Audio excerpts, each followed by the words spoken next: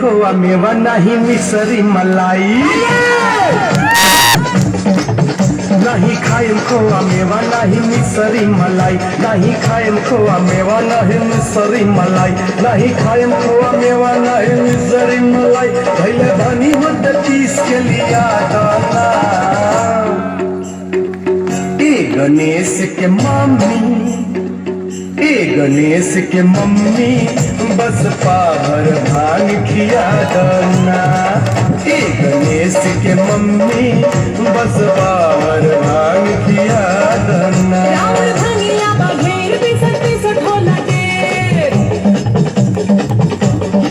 ओ राउर भंगिया बघेर पिसट पिसट होला ढेर, राउर भंगिया बघेर पिसट पिसट होला ढेर, राउर भंगिया बघेर पिसट पिसट होला ढेर। दुख होला मारे दुख असहाय ना।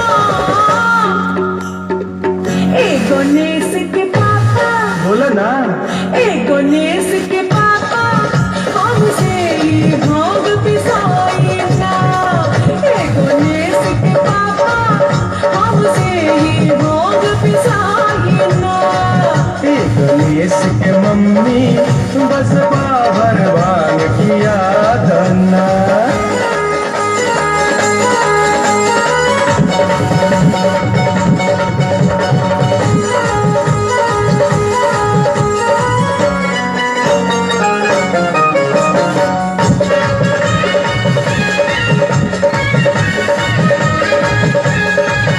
नहीं खाए में खोआ मलाई मिसरी, नहीं चितवा से भंगिया के स्वाद बिसरी।